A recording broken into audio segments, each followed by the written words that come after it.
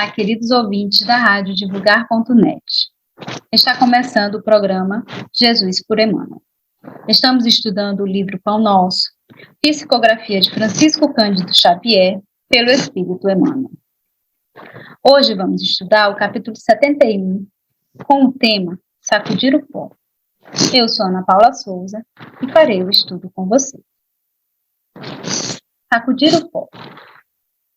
E se ninguém vos receber, nem escutar as vossas palavras, saindo daquela casa ou cidade, sacudir o pó de vossos pés.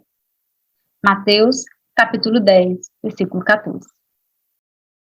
Os próprios discípulos materializaram o ensinamento de Jesus, sacudindo a poeira das sandálias em se retirando desse ou daquele lugar de rebeldia ou impenitência. Todavia, se o símbolo que transparece da lição do mestre estivesse destinado apenas a gesto mecânico, não teríamos nele senão um conjunto de palavras vazias.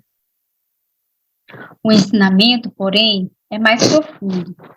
Recomenda a extinção do fermento doentio. Sacudir o pó dos pés é não conservar qualquer mágoa ou qualquer detrito nas bases da vida, em face da ignorância e da perversidade que se manifestam no caminho de nossas experiências comuns. Natural é o desejo de confiar a outrem as sementes da verdade e do bem. Entretanto, se somos recebidos pela hostilidade do meio a que nos dirigimos, não é razoável nos mantenhamos em longas observações e apontamentos, que ao invés de conduzir-nos a tarefa a êxito oportuno, estabelecem sombras e dificuldades em torno de nós. Se alguém te não percebeu a boa vontade, nem te percebeu a boa intenção, por que a perda de tempo em sentenças acusatórias? Tal atitude não soluciona os problemas espirituais. Ignoras, acaso, que o negador e o indiferente serão igualmente chamados pela morte do corpo à nossa pátria de origem? Encomenda-os a Jesus com amor e prossegue em linha reta, buscando os teus sagrados objetivos. Há muito por fazer na edificação espiritual do mundo e de ti mesmo. Sacode, pois, as más impressões e marcha alegremente. Emmanuel vem nos esclarecer mais um trecho do Evangelho de Jesus e vem nos falar sobre essa expressão, sacudir o pó dos nossos pés. Essa expressão, ela pode nos remeter a situações em que nós deixamos para trás, né, no nosso dia a dia, ali, deixamos para trás algo que não vale a pena gastar energia. Só que muitas das vezes a gente traz a conotação de desdém, de indiferença.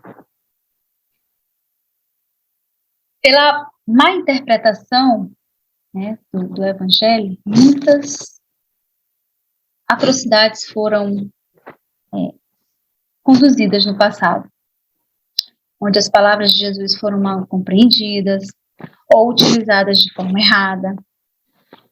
E muitas das vezes, esse trecho ele foi interpretado como se o Cristo condenasse aqueles que não recebessem a boa nova. Então, no passado, essas más interpretações geraram mortes, perseguições, né, como a nossa própria história já nos diz. Então, o que nós devemos refletir, né, sobre essa expressão? Como o próprio texto fala, Emmanuel nos esclarece, que para além desse gesto mecânico, que é apenas simbólico, existe um fundo moral, uma lição moral, como todos os ensinamentos do Cristo. Nesse sentido, sacudir os pós dos pés não é apenas deixar para trás tudo aquilo que nos deixa em desequilíbrio. Quando Jesus recomendou aos seus discípulos que sacudissem os pós, o pó das suas sandálias, quando saísse de lugares onde não encontrasse receptividade, onde suas palavras não fossem ouvidas.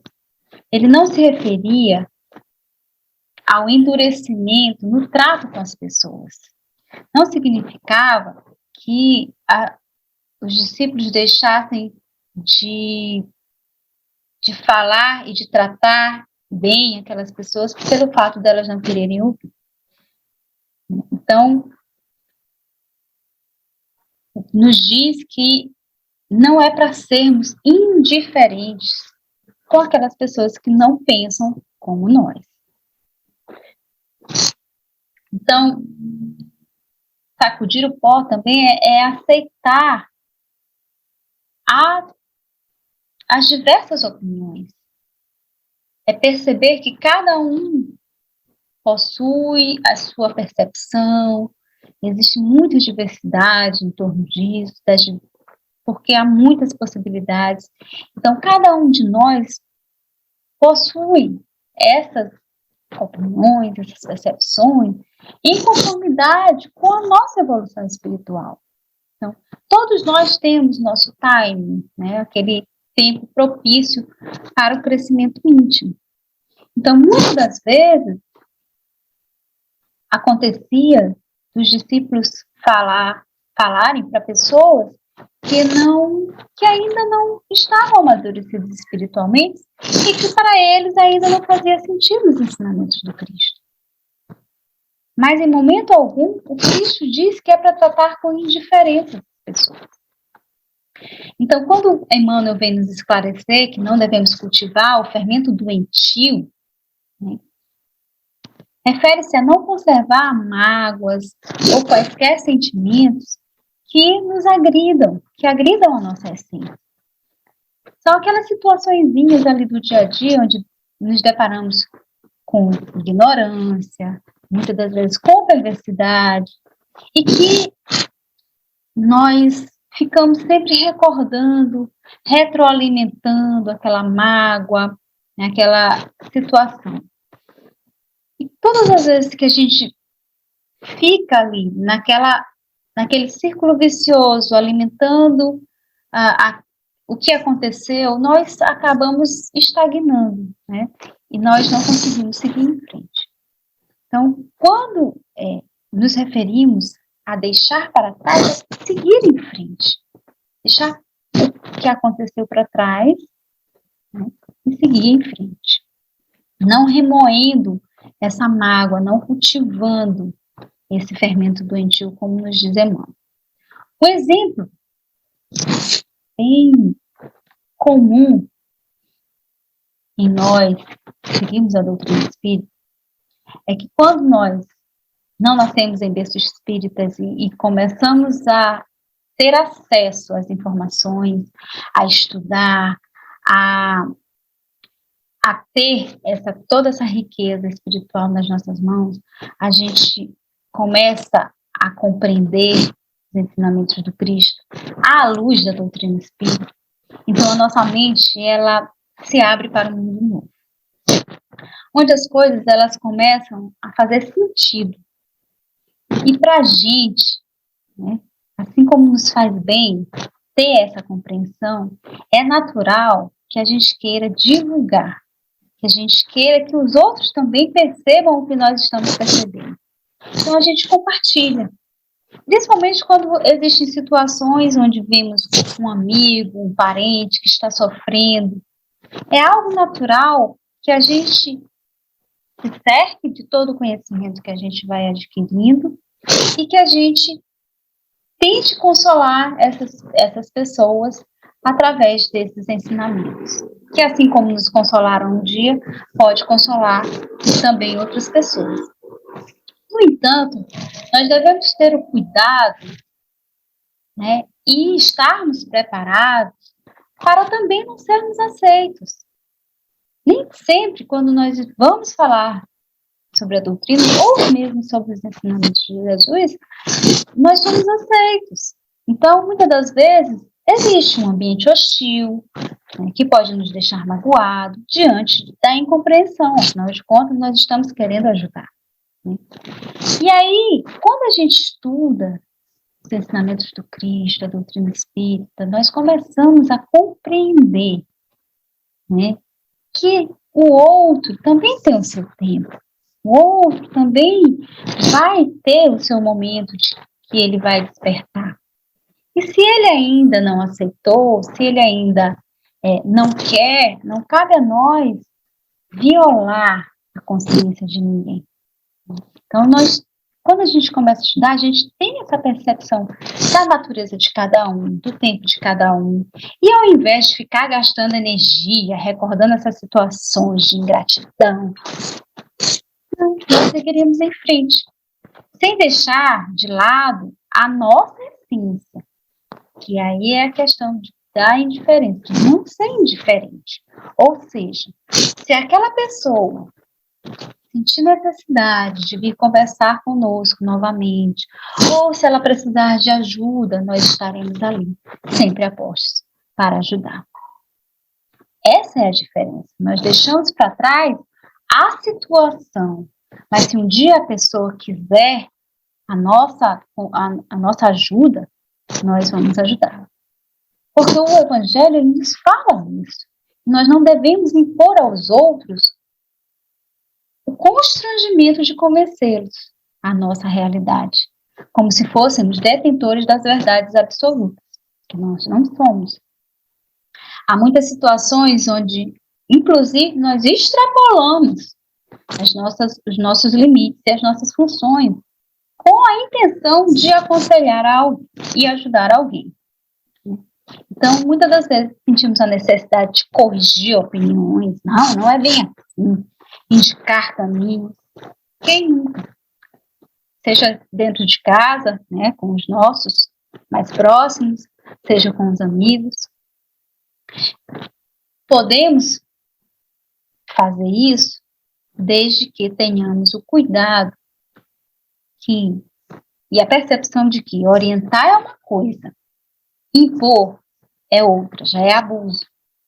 Por isso que é necessário a compreensão de cada um, do tempo de cada um, né? Levando em consideração suas experiências, e devemos orientar, né, da melhor forma possível, mas cabe a ele, né,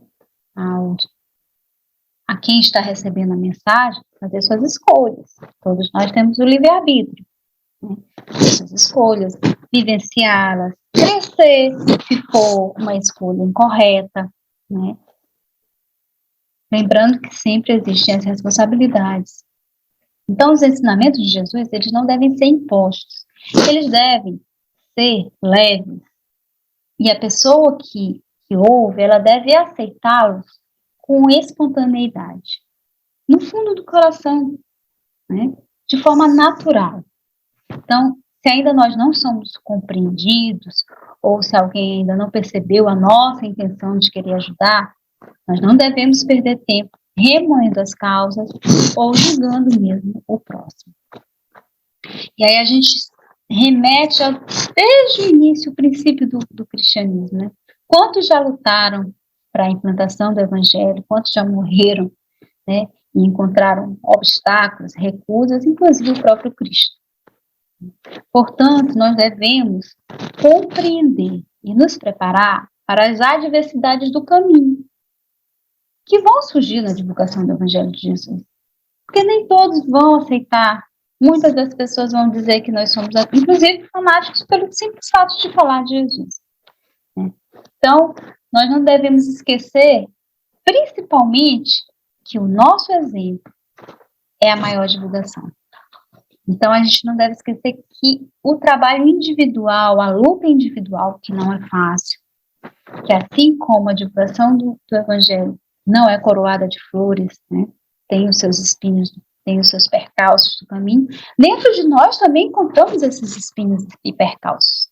E é justamente aqui, né, o trato individual, começando por nós, que nós devemos cultivar, né, a doutrina de Jesus. Então, é nessa luta individual que vai ser a nossa exemplificação da moral do Cristo. É aí que nós devemos nos concentrar. Como nos orienta os ensinos espíritas, que o desânimo diante das dificuldades, os melindres da suposta superioridade, em que muitas vezes nos enganamos no próprio íntimo, a desistência da boa luta ou a deserção perante a dor de semelhantes estados espirituais, simbolizem o pó das sandálias que nos cabe eliminar, sem delonga, nos mínimos desequilíbrios entre a vida e nós outros. Essa foi nossa contribuição para o Divulgar.net. Muita paz para todos.